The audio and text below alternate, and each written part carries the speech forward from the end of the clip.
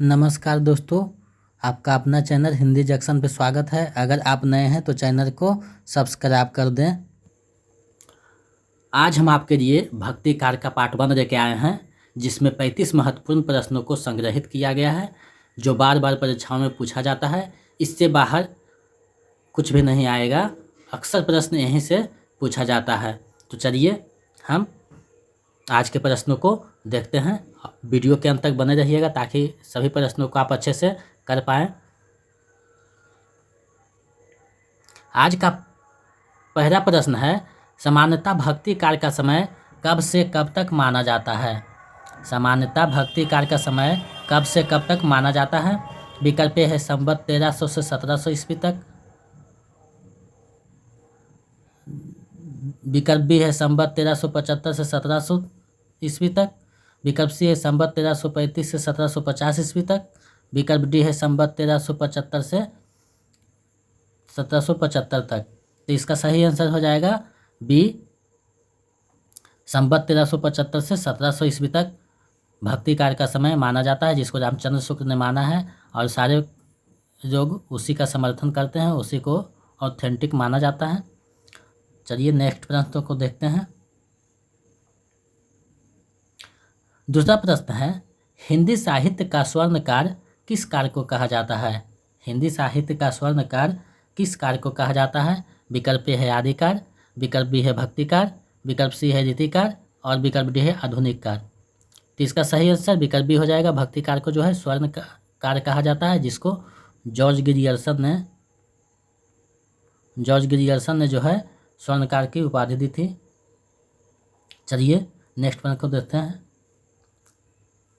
तीसरा प्रश्न है, हिंदी साहित्य के किस काल को पूर्व मध्यकाल कहा जाता है?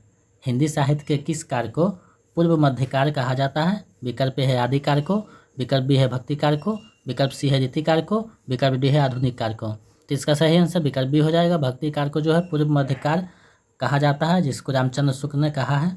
चलिए नेक्स्ट प्रश्न को देखते हैं। चौथा प्रश्न है, कबीरदास के वाणियों का संकलन कौन सा है? कौन सा पुस्तक है जिसमें कबीरदास के वाणियों का संकलन है? विकल्प ए है बीजक, विकल्प बी है पद्मावत, विकल्प सी है उर्वशी, विकल्प डी है साकेत। इसका सही आंसर विकल्प ए हो जाएगा। बीजक जो है कबीरदास के वाणियों का संग्रह है। चलिए नेक्स्ट प्रश्न को तो देखते हैं। पांचवा प्रश्न है, सूरदास का रचना इनमें से कौन सा नहीं है? इनमें से कौन सा रचना सूरदास का नहीं है? विकल्प ए है साहित्य लहरी, विकल्प बी है सुर सारावली, विकल्प सी है सुर सागर, विकल्प डी है पद्मावत। तो इसका सही आंसर विकल्प डी हो जाएगा। पद्मावत जो है सूरदास की रचना नहीं है, ये है जायसी की। चलिए नेक्स्ट प्रश्न देखते हैं। प्रभु जी तुम चंदन हम पाने किसकी प्रसिद्ध पंक्ति है? प्रभु जी तुम चंदन हम पाने किसकी प्रसिद्ध पंक्ति है? विकल्प ए है गुरु नानक का, विकल्प बी है रैदास का, विकल्प सी है कबीरदास का, विकल्प डी है जायसी का। तो इसका सही आंसर विकल्प बी हो जाएगा। प्रभु जी तुम चंदन हम पाने रैदास का प्रसिद्ध पंक्ति है। चलिए अगले प्रश्न को देखते हैं। सातवां प्रश्न है, तुलसीदास की प्रसिद्ध रचना कौन सी है? तुलसीदास की प्रसिद्ध रचना कौन सी है? विकल्प ए है पद्मावत, विकल्प बी है रामचरितमानस, विकल्प सी है कामायनी, विकल्प डी है भारत भारती। तो इसका सही आंसर विकल्प बी हो जाएगा। रामचरितमानस जो है तुलसीदास की बहुत प्रसिद्ध रचना है, जिसमें 7 कांड है, चलिए नेक्स्ट प्रश्न को देखते हैं। 8वां प्रश्न है, बसो मेरे नैनन में नंदलाल किसकी पंक्ति है? बसो मेरे नैनन में नंदलाल किसकी पंक्ति है?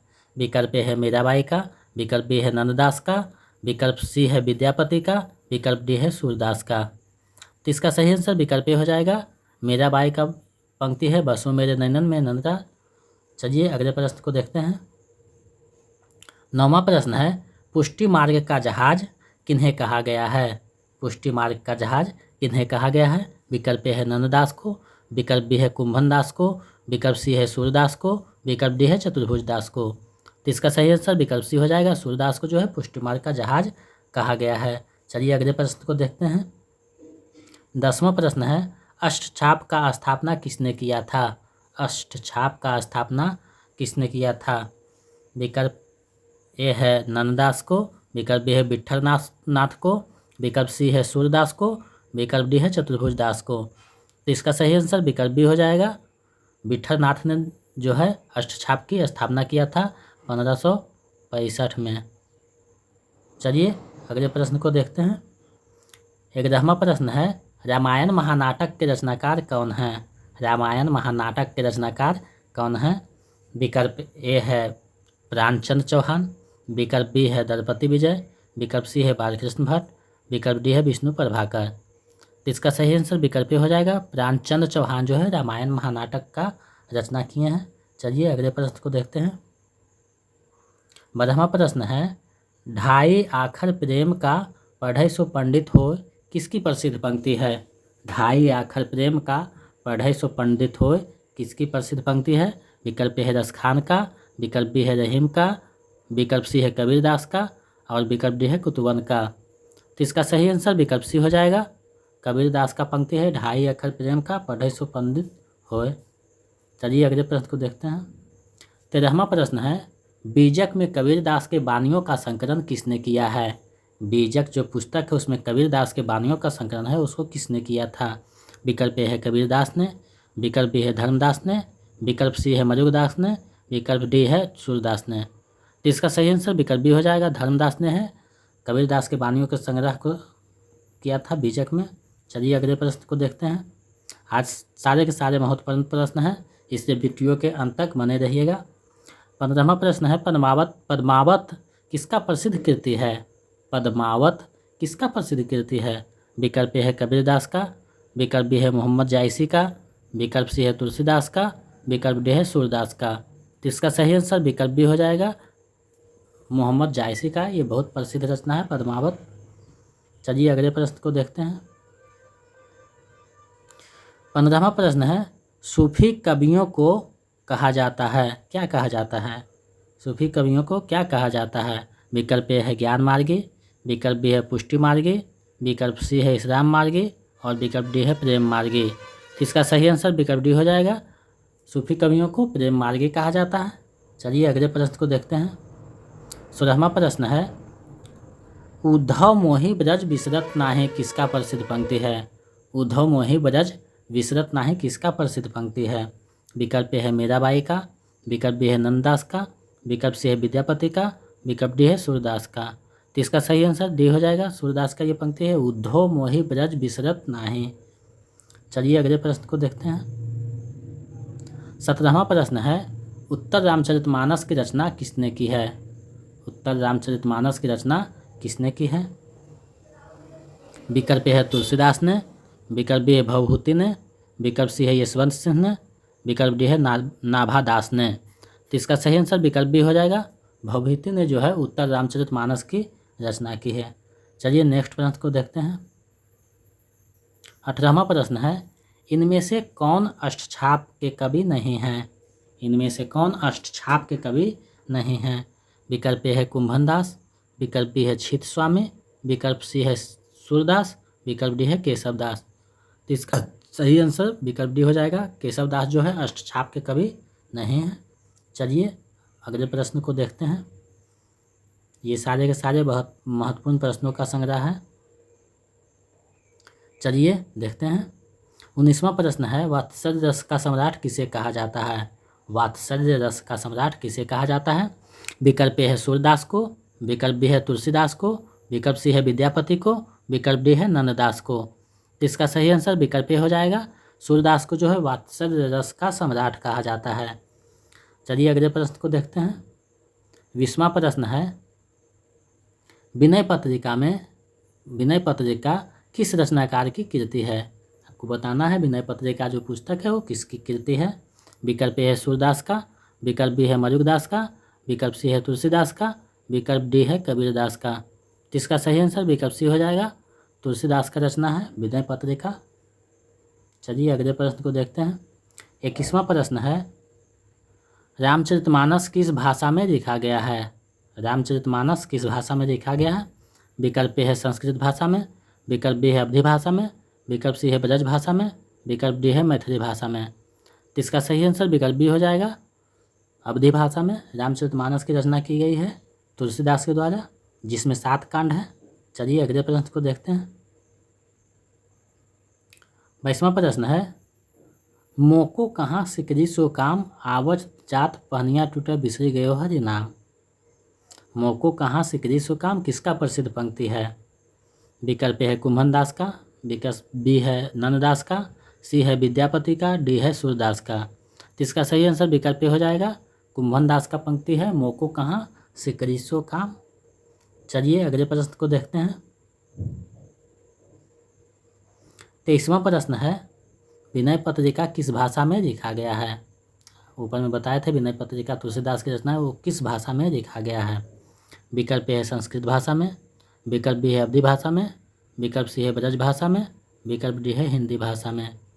तो इसका सही आंसर विकल्प सी हो जाएगा, ब्रज भाषा में जो है विनय पत्रिका की रचना की गई है। चलिए अगले प्रश्न को देखते हैं। ये प्रश्न अक्सर सभी परीक्षाओं में पूछे जाते हैं, इसलिए इसको अच्छे से देखिएगा। 24वां प्रश्न है, आखिरी कलाम के रचनाकार कौन है? आखिरी कलाम के रचनाकार कौन है? ए है रैदास, बी है सूरदास, सी है जायसी, डी है रस खान। तो इसका सही आंसर जायसी हो जाएगा, आखिरी कलाम के रचनाकार जायसी हैं, विकल्प सी। चलिए अगले प्रश्न को देखते हैं। 25वां प्रश्न है, गोरख जगायो जोग भक्ति भगायो रोग किसका प्रसिद्ध पंक्ति है? गोरख जगायो जोग भक्ति भगायो रोग किसका प्रसिद्ध पंक्ति है? विकल्प ए है गोरखनाथ का, विकल्प बी है नंददास का, विकल्प सी है तुलसीदास का, विकल्प डी है कबीरदास का। तो इसका सही आंसर विकल्प सी हो जाएगा, तुलसीदास का ये पंक्ति है, गोरख जगायो जोग भक्ति भगायो रोग। चलिए अगले प्रश्न को देखते हैं। 26वां प्रश्न है, 26वां प्रश्न है, प्रेम वाटिका के रचनाकार कौन है? प्रेम वाटिका के रचनाकार कौन है? विकल्प ए है रैदास, विकल्प बी है सूरदास, विकल्प सी है जायसी, विकल्प डी है रस खान। तो इसका सही आंसर विकल्प डी हो जाएगा, रस खान जो है प्रेम वाटिका के रचनाकार हैं। चलिए अगले प्रश्न को देखते हैं। 27वां प्रश्न है, तुलसीदास का संबंध किस संप्रदाय से है? तुलसीदास का संबंध किस संप्रदाय से है? विकल्प ए है द्वैत संप्रदाय, विकल्प बी है अद्वैत संप्रदाय, विकल्प सी है द्वैताद्वैत संप्रदाय और विकल्प डी है विशिष्टाद्वैत संप्रदाय। तो इसका सही आंसर विकल्प डी हो जाएगा, तुलसीदास का संबंध विशिष्टाद्वैत संप्रदाय से है। चलिए नेक्स्ट प्रश्न को देखते हैं। 28वां प्रश्न है, भ्रमर गीत किसका प्रसिद्ध रचना है? भ्रमर गीत किसका प्रसिद्ध रचना है? विकल्प ए है कबीरदास का, विकल्प बी है मरुगदास का, विकल्प सी है नंददास का, विकल्प डी है सूरदास का। तो इसका सही आंसर विकल्प डी हो जाएगा, सूरदास का प्रसिद्ध रचना है भ्रमर गीत। चलिए अगले प्रश्न को देखते हैं। 29वां प्रश्न है, शुद्धाद्वैतवाद के प्रवर्तक किसे माना जाता है? शुद्धाद्वैतवाद के प्रवर्तक किसे माना जाता है? विकल्प ए है रामानंद को, विकल्प बी है सूरदास को, विकल्प सी है वल्लभाचार्य को, विकल्प डी है माधवाचार्य को। तो इसका सही आंसर विकल्प सी हो जाएगा, वल्लभाचार्य को जो है शुद्धाद्वैतवाद के प्रवर्तक माना जाता है। चलिए नेक्स्ट प्रश्न देखते हैं। 30वां प्रश्न है, कबीरदास को वाणी का डिक्टेटर किसने कहा है? कबीरदास को वाणी का डिक्टेटर किसने कहा है? विकल्प ए है आचार्य रामचंद्र शुक्ल ने, विकल्प बी है डॉक्टर नगेंद्र ने, विकल्प सी है श्याम सुंदर दास ने, विकल्प डी है हजारी प्रसाद द्विवेदी ने। तो इसका सही आंसर विकल्प डी हो जाएगा, हजारी प्रसाद द्विवेदी ने कबीरदास की भाषा को उच्च होने के कारण वाणी का डिक्टेटर कहा है। चलिए अगले प्रश्न को देखते हैं। 31वां प्रश्न है, द्वैतवाद के प्रवर्तक किसे माना जाता है? द्वैतवाद के प्रवर्तक किसे माना जाता है? विकल्प है रामानंद को, विकल्प बी है सूरदास को, विकल्प सी है वल्लभाचार्य को, विकल्प डी है माधवाचार्य को। तो इसका सही आंसर विकल्प डी हो जाएगा, माधवाचार्य को जो है द्वैतवाद के प्रवर्तक माना जाता है। चलिए अगले प्रश्न को देखते हैं। ये बहुत ही महत्वपूर्ण प्रश्नों का संग्रह है, इसलिए अंत तक देखिएगा, हर एक प्रश्न बहुत महत्वपूर्ण है। 32वां प्रश्न है, तुलसीदास भक्ति काल के किस धारा के कवि हैं? तुलसीदास भक्ति काल के किस धारा के कवि हैं? विकल्प है राम भक्ति, विकल्प बी है कृष्ण भक्ति, विकल्प सी है प्रेम मार्गी, विकल्प डी है ज्ञान मार्गी। तो इसका सही आंसर विकल्प हो जाएगा, राम भक्ति काल, राम भक्ति धारा से संबंधित है तुलसीदास। चलिए अगले प्रश्न को देखते हैं। 33वां प्रश्न है, विशिष्टाद्वैतवाद के प्रवर्तक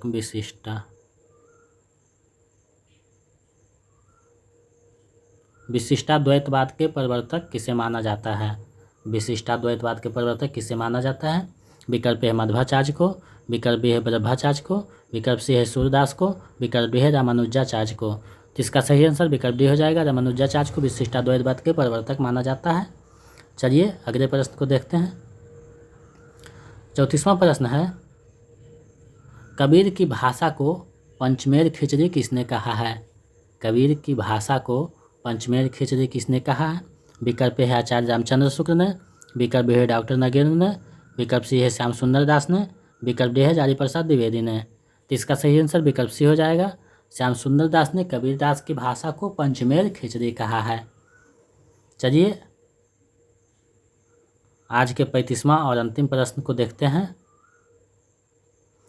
दशरथ सुत तिहु रोक बखाना, राम नाम का मरम ना जाना, किसकी प्रसिद्ध पंक्ति है? दशरथ सुत तिहु रोक बखाना, राम नाम का मरम न जाना, कहीं आना भी लिखा हुआ रहता है, किसकी प्रसिद्ध पंक्ति है? विकल्प ए है तुलसीदास का, विकल्प बी है सूरदास का, विकल्प सी है कुंभनदास का, विकल्प डी है कबीरदास का। तो इसका सही आंसर विकल्प डी हो जाएगा। कबीरदास की पंक्ति है, दशरथ सुत तिहु रोक बखाना, राम नाम का मरम न जाना। ये था आज के महत्वपूर्ण प्रश्नों का संग्रह जो हर एक परीक्षाओं में बार बार पूछे जाते हैं। आगे आप लोगों के लिए एक प्रश्न है जिसका जवाब आप लोग कमेंट सेक्शन में दीजिएगा। प्रश्न है, कबीरदास के गुरु कौन थे? कबीरदास के गुरु कौन थे? इसका जवाब आप लोग कमेंट सेक्शन में दीजिएगा ताकि हम समझ सकें कि आप लोग पढ़ाई अच्छी से कर रहे हैं। और अगर आप नए हैं तो चैनल को सब्सक्राइब कर दें। और हमारे पिछले वीडियो देखना चाहते हैं तो डिस्क्रिप्शन में लिंक दिया हुआ है जिसमें समान हिंदी का 10वां भाग और आदिकाल का 2 भाग पिछले अपलोड किया गया था, जिसको आप देख सकते हैं। डिस्क्रिप्शन में लिंक दिया हुआ है ताकि आप अच्छे से एग्ज़ाम को करेक्ट कर सकें। बहुत बहुत धन्यवाद।